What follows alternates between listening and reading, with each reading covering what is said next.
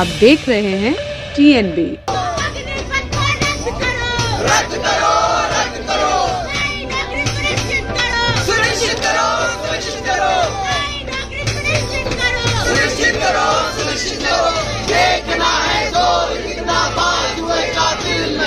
ये कहीं ना कहीं अडानी अंबानी के नौकर बनाने के लिए काम कर रहे हैं। युवाओं के साथ ये धोखा है, ये युवा बर्दाश्त नहीं करेगा। और इन्होंने सोचा कि महाराष्ट्र के संकट को दिखा के युवाओं का संकट खत्म कर लेंगे। ये संकट अब खत्म नहीं होगा। बीजेपी के लोग बोल रहे हैं बीजेपी का पार्टी ऑफिस में और दफ्तर में और दरवान के नौकरी मिलेगा। ऐसा ये युवाओं के लिए उसके ऊपर एक तमाचा कर रहा है।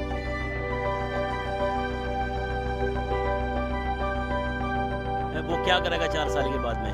जिस तरह 17 से 35 का या 30 का निर्णय दिया है कि 4 साल जो है नौकरी, उसके बाद में जो है उसको 11 लाख रुपए दे देंगे। वो 11 लाख रुपए कितने दिन कर लेगा? वो क्या काम कर लेगा उसमें? वो 4 साल के लिए नौकरी करेंगे, उसके बाद वो पढ़ाई भी नहीं कर पाएंगे। क्या करेंगे भविष्य में? तो उनके लिए फ्रस्ट्रेशन के अलावा क्या बचेगा? कोई लोग करे पाबंद बने, लड़ने का जज्बा जिंदा है, जिंदा है। नमस्कार, आप देख रहे हैं TNB। मैं हूं आपके साथ निशा लखवाल।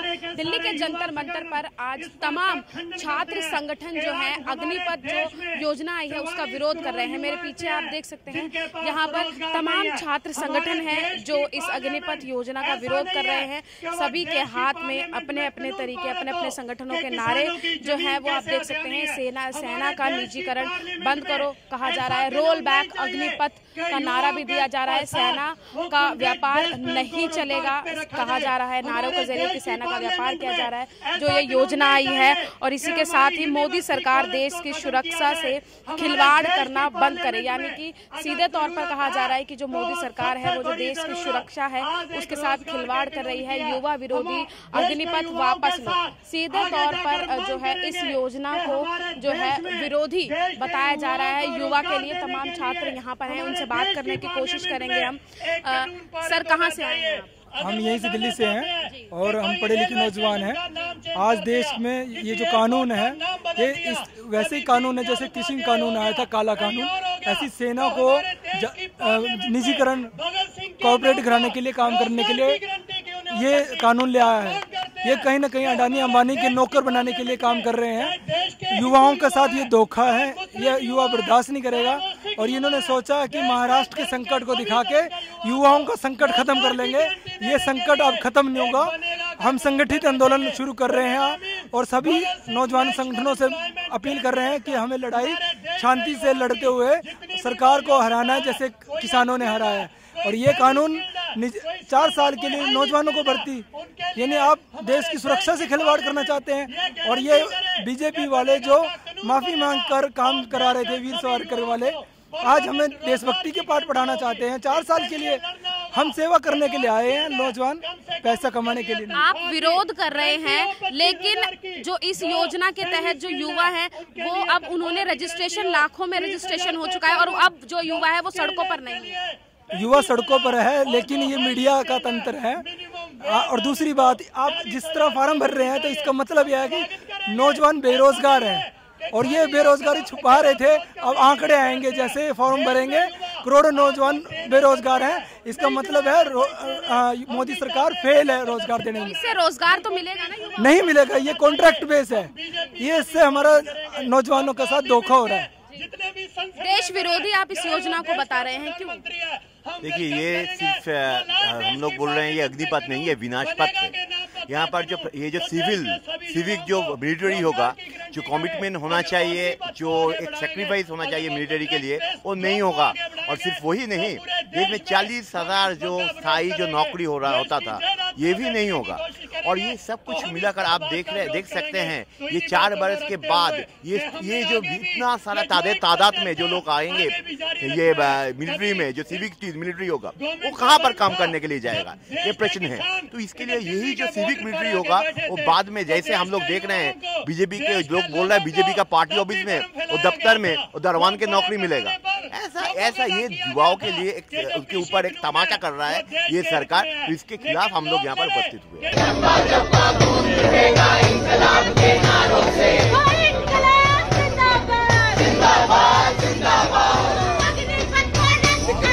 रद्द करो,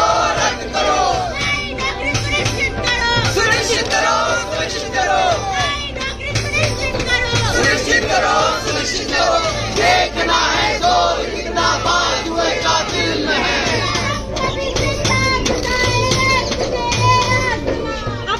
सोचिए कि 4 साल के लिए रोजगार, कौन युवा चाहेगा कि मैं सिर्फ 4 साल के लिए रोजगार करूं? 4 साल के बाद उनका क्या होगा? उनका घर परिवार, उनके बच्चे कैसे आगे बढ़ेंगे? तो सरकार ये नहीं सोचती है, लेकिन सरकार कह रही है कि हम तो लोगों को रोजगार दे रहे हैं, रोजगार सृजन कर रहे हैं। तो हमें समझना होगा साथियों कि सरकार के पास रोजगार सृजन करने का कोई रास्ता बचा नहीं। अग्निपथ का विरोध लगातार किया जा रहा है और लेकिन सरकार जो है अग्निपथ के फायदे गिनवा रही है, तो वहीं जो युवा संगठन है वो अग्निपथ योजना की कमियां जो हैं वो बता रहे हैं। हमारे साथ कुछ छात्र मौजूद हैं। क्यों इसका विरोध किया जा रहा है और देश विरोधी नीति इसे क्यों कहा जा रहा है?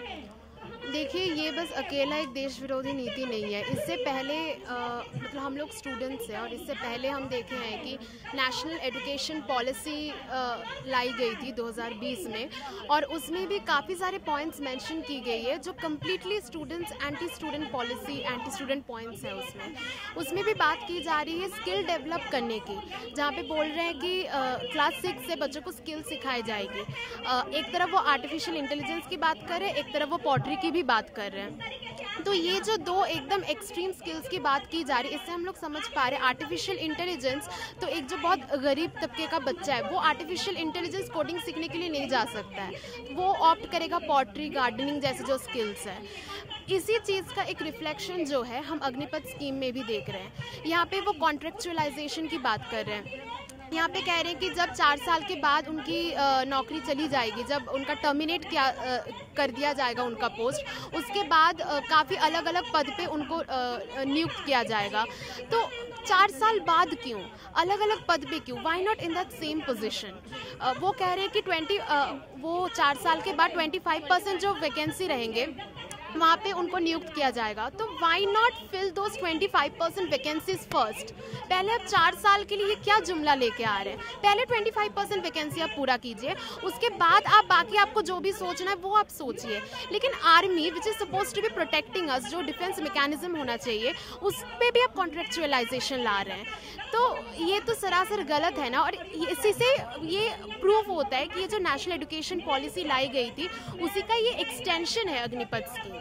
तो इसीलिए हम स्टूडेंट्स और यूथ सब मिलके इसका विरोध कर रहे हैं। आज अग्निपथ का विरोध लगातार किया जा रहा है। बहुत सारे लोग इस वक्त यहाँ पर जो है वो प्रदर्शन कर रहे हैं जंतर मंतर पर। सर, क्यों इसका विरोध किया जा रहा है? ऐसी क्या कमी है इस योजना में जो जिसका इतने बड़े स्तर पर विरोध किया? इस योजना में बहुत सारी कमी है। आप देख रहे हो कि 4 साल युवा अब नौकरी करके उसके बाद क्या करेगा? वो क्या करेगा 4 साल के बाद में? जिस तरह 17 से 35 का या 23 का निर्णय दिया है कि 4 साल जो है नौकरी कर, उसके बाद में जो है उसको 11 लाख रुपए दे देंगे। वो 11 लाख रुपए कितने दिन कर लेगा? वो क्या काम कर लेगा उसमें? वो इसलिए इसका विरोध किया जा रहा है ताकि इसको वापस लिया और कंटिन्यू जो स्कीम है अग्निपथ की वो पूरी की जाए। लेकिन जो बेरोजगार युवा है उनको कहीं ना कहीं रोजगार तो मिलेगा ना इस योजना से? इससे क्या मिलेगा? इससे बेरोजगार के लिए क्या मिलेगा? बेरोजगार तो और ज्यादा बेरोजगारी हो जाएगी उससे। वो कहाँ से करेगा? लेकिन बीजेपी जो केंद्र सरकार जो है वो तमाम फायदे इस योजना के गिनवा रही है। नहीं, इसमें कोई फायदा नहीं है। ये सिर्फ खाली धोखा है, ढकोसलेबाजी है और ये करती आई है और यही कर रही है। ये इसको होने नहीं देंगे। एक चीज और सर, कल उदयपुर में एक घटना हुई है, उसको लेकर देखो, उसका भी विरोध किया जा रहा है, उसका विरोध किया है और आगे भी करेंगे उसका। किस तरीके से देखते हैं जो घटना वहाँ पर हुई है? धमकियाँ पहले मिल रही थी, पुलिस की तरफ से एक्शन नहीं लिया गया। देखो, ये चीजें उनका तो काम है, उनका धमकी देने का और इसका करने का और पब्लिक को डराने का, ताकि वो की तरफ हो जाए उसको। इसलिए वो अपने तो क्या कह सकते हैं कि सांप्रदायिकता फैलाने की जो है वो वहाँ पे बिल्कुल ये तो है ही उनका, ये चाहते ही है और ये होने नहीं देंगे कि एकता बनाए रखना हमें देश में अपने, चाहे वो हिंदू मुस्लिम सिख ईसाई कोई भी हो, सबको भाईचारे से रहना है। तो जो घटना हुई है उसका विरोध आप? बिल्कुल बिल्कुल। सर, आप क्या कहना चाहेंगे? अग्निपथ योजना का विरोध आप कर रहे हैं? जो कह दिया बस इतना ही, हमें क्या कहना है? देख रहे पूरे मीडिया, पूरा देश भारतवर्ष देख रहे हैं, हम लड़ाई कर रहे हैं, लड़ाई के चक्कर में मारा जा। ये लड़ाई जो आप कर रहे हैं ये इसकी जीत होगी? हाँ, हमेशा जीत है हमारा। पूरा भारतवर्ष में लाल झंडा लहराएगा। ये सरकार को गिराना है, ये सरकार को झुकाना है। सरकार को गिराना है या फिर स्कीम को वापस करवाना है? सांप का मुद्दा को हम लोग लेके चलना है। सांप ये है हमारा। क्या मुद्दा है? ये जितने देख रहे हो स्कूल के सारे छात्रों मर रहे हैं, कहीं किसान मर रहे हैं, इनके लिए तो कोई कुछ नहीं कर रहा है। कर रहा है? नहीं कर रहा है। आज विरोध यहाँ पर किस चीज का? अग्निपथ देखो सारे लगा हुआ है, इस चीज से हम हैं।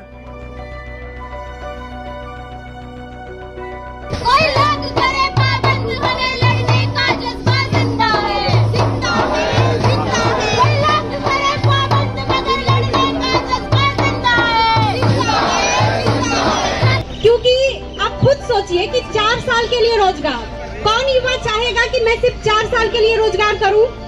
4 साल के बाद उनका क्या होगा? उनका घर परिवार, उनके बच्चे कैसे आगे बढ़ेंगे?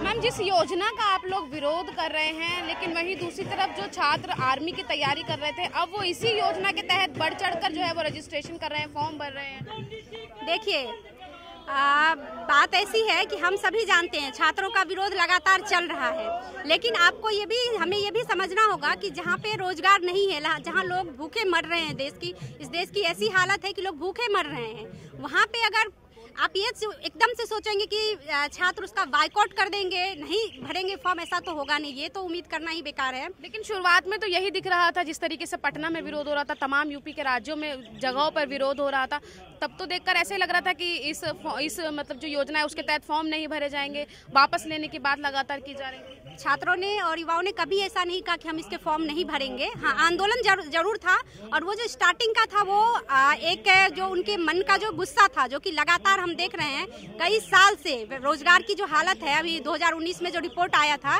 कि 45 साल में सबसे ज्यादा बेरोजगारी भारत में है, तो ये जो रिपोर्ट है और लगातार ये जो बढ़ती जा रही है कि वैकेंसी आ नहीं रही है, पदों को समाप्त किया जा रहा है, नौकरी मिल भी रही है तो ठेके पे मिल रही है, तो वो छात्रों का मन का एक गुस्सा था।